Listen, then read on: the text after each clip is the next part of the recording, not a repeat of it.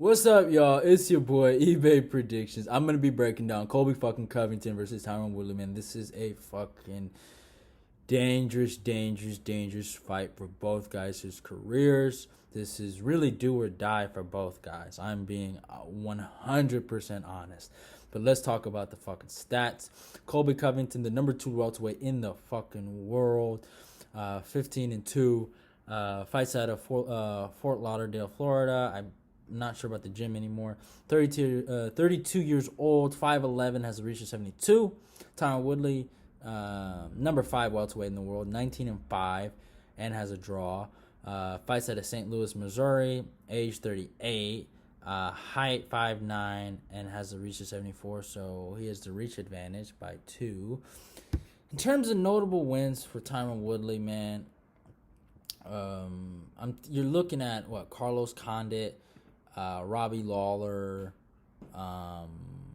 Did he knock out Jake Ellenberg? Oh my God, Woodley was looking jacked in one of these pictures, yo. But yeah, Wonder Boy, Robbie Lawler, Kelvin Gastelum, Condit, Koscheck, Jay Huron, Jordan Mean, who else? Damian Maya and Darren Till. Some pretty good wins there. For Colby, he's what is he coming off of? He's coming off a loss. But Robbie Lawler, Dos Anjos, Damian Maya, Dong Young Kim, Brian Barberena, Max Griffin, some really good guys. That's about it. Yeah, so they're both coming off losses, right? Colby's coming off a more competitive loss to Usman, and Woodley's coming off a loss to Gilbert Burns, and Woodley did lose his belt to Usman. So when I look at this fight off of paper, right, what does Usman and Gilbert do? They apply forward pressure, they use a little bit of wrestling feints, and they go for takedowns, and they have good pressure. And that's something Woodley does bad against, right? And you look at it on paper, hey, this is an easy fight for Colby, easy dub. Now here's the problem, y'all, and this is why I'm a Colby fan, right? I like fucking Colby. I've been on the train since the Brian Barberena victory, actually, when on the Sacramento card, when he fought there, and I was like, yo, this kid's really, really fucking good, right? But here's the problem. Sometimes there's certain things, you gotta look at interviews. I'll never forget, I remember when I did go with Woodley to beat Gilbert Burns, but I remember something did scare me, though, and it almost was like an insight into the future. When Woodley had the interview with Ariel Helwani, and he talked about Gilbert Burns' loss to Dan Hooker, right? Go look at that interview. He seems so fucking conceited. He seems so arrogant. I'm not going to lose to a guy that got knocked out by Dan Hooker. He was talking crazy to Israel Adesanya on Twitter. He was talking real crazy. But go look at some of his dominant wins, right? I especially tell you to look at the interview with Ariel Helwani before the Darren Till fight, right? He was going through he was still winning, but he was going through a media storm of goddamn controversy, fucking slander. People was getting on his head because of the bad fight with Damian Maya, the racial comments against Wonder Boy, just complaining. And I remember when he was talking to Ariel Helwani, he was like, you know what, I'm done. I'm done talking crazy. I'm done doing this and that. I'm done. I'm not going to talk. I'm just going to fucking fight, and I'm going to just dominate. He fights Darren Till, has probably one of the best performances of his fucking career, and shows a lot of people a lot of things. And if you look at that fucking fight, he went forward, right? He went forward a lot in that fight. Even DC called it in that fight. Go rewatch that fight. And then another thing, go look at the way he was acting towards the Usman fight. Go look at that, right? I predicted Woodley to beat Usman, but here's one of the things. That press conference is really telling, in retrospect, I know it's really easy to fucking condemn him for saying these things. I thought it was cool when he first said it, but in that press conference, he's like, you're my little brother, man. If I put my hand behind my back, I could beat you in a wrestling match. You can't beat me. You're not better than me at anything. I'll outbox you. I'll out-wrestle you. I'll kickbox you. You're trash. You're not on my level. I'll submit you, right? And Usman's taking it, and then he's like, oh, really? Oh, really? All the fucking basic bullshit he says, right? Here's one thing I'll give Usman. He fucking proved Woodley wrong, and he dominated Woodley. Here's the thing. when you talk like that, sometimes, usually I tell people, sometimes interviews are hit or miss. They kind of tell you some good things. They give you some real good tells, but sometimes they don't. Sometimes they don't, you know. But with Woodley, I think it's a real good tell. Just how he acts during the interview and how he's talking, right? When Woodley seems like super confident and says, "I'm gonna do this and that," he's not gonna do shit. I think that's how I'm looking at it. But when Woodley's kind of like cuffed down, sat down, and not talking crazy, he's a problem. I used to have friends like that when I was wrestling, where they come from football and then they go to wrestling because their coaches told them, "Hey, you got to wrestle," right?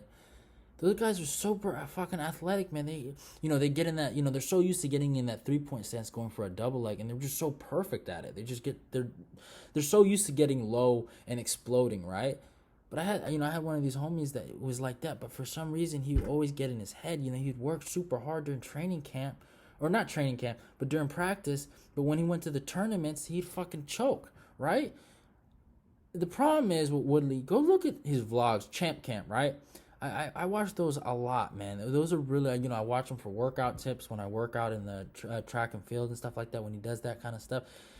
He's a fucking workaholic, man. He works fucking hard. He's just one of those guys that just chokes, And the way he's talking for this camp scares the fuck out of me. I like Colby a lot.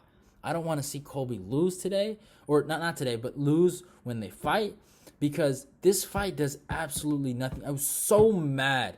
It's a great fucking fight because they don't like each other, and it's like bad blood. But like, this makes me so mad that Colby accepted this fight. What do you gain? You should have accepted it like 3 months ago, right? Like, you gain absolutely nothing from this. I don't look at you any different if you beat Woodley. I really don't. If you would have beat Woodley right after Usman it would have been different. But like, you let Gilbert Burns, you're gonna beat a guy that Gilbert Burns beat.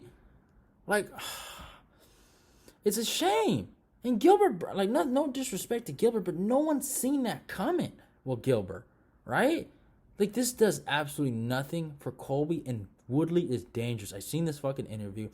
I don't know if I'm gonna screen record the clip, but I'm gonna show y'all the clip, or I'm gonna put it in the description. But if you're probably seeing this, then yeah. But if you've seen the clip that I showed y'all, you would see that he is fucking dangerous, bro. When he talks like that and he's saying this is all on the line and this is do or die for me, I need to beat Colby, this scares the fuck out of me. And Woodley does great against southpaws. That's another thing, people got to look at that. And Colby is very susceptible to getting hit. He likes watching his handiwork, in the great words of fucking Atlas, He likes to say on his podcast. I like to listen to his podcast sometimes. But that's the biggest problem with Colby. He has great pressure. He's a very good offensive fighter, but lacks some defensive skills. And usually his wrestling will hide those defensive skills, right? But it's hard to say who's going to win in this. And if you really also look at it in terms of wrestling credentials, they're both Division I guys. But, Woodley's a Missouri fucking Hall of Famer in his college that he went to, He's in the Hall of Fame for the wrestling. So he's a really good fucking wrestler, and he accomplished more in wrestling. He hasn't shown it. I always thought like Woodley's wrestling was diminishing. Everyone would bring up the takedown defense record that he had, or the percentage or whatever. I'm like, man, who was he done it against? Like, what, Damian Maya?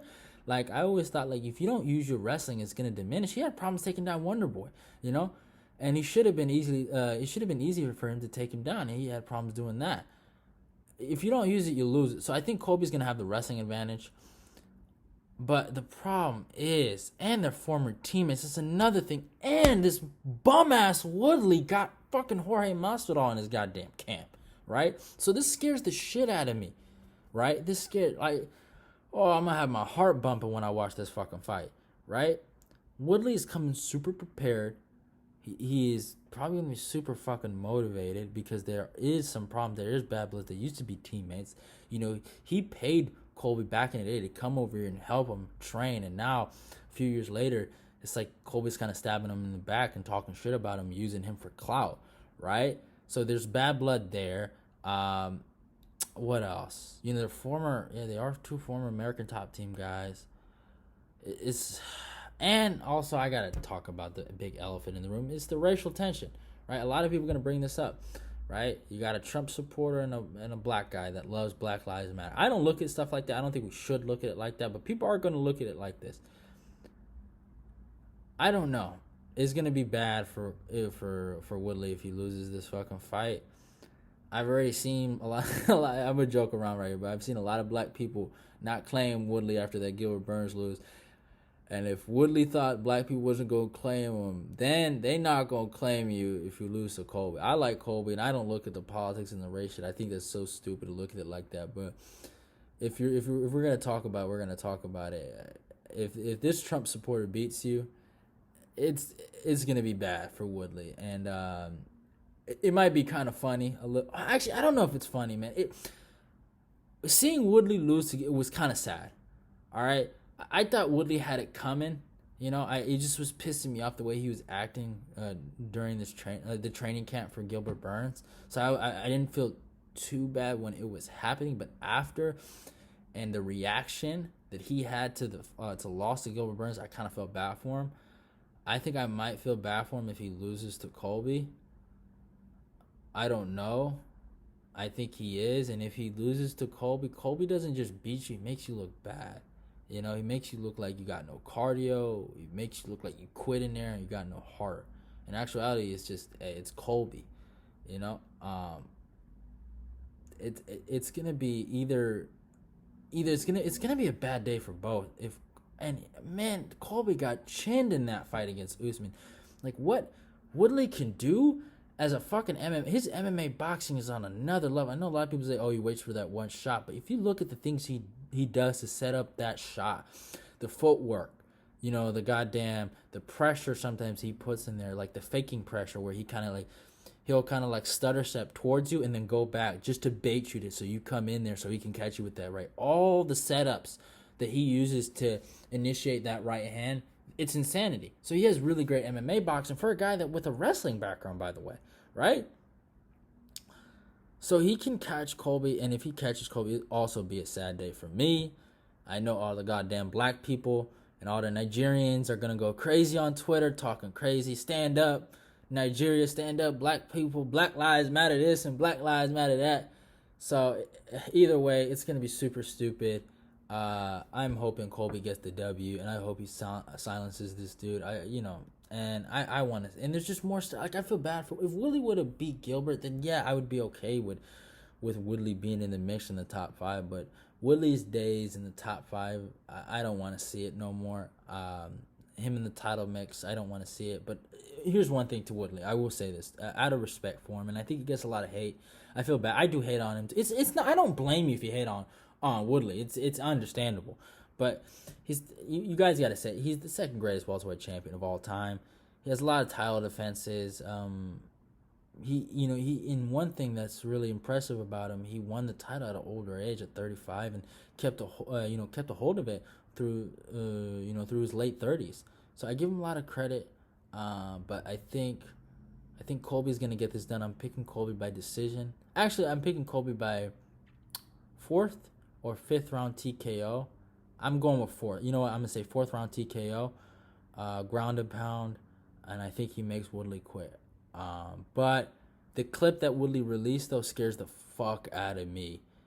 So I'm going to release it. I'm actually going to show you right now. So, all right, we'll see y'all. Hope you guys enjoyed the clip. Go like, comment, and subscribe, and I'm out of here. Right here is do or die for me. Not because of I've lost, take 2 lessons in a row, because I'm not calling anything a loss anymore.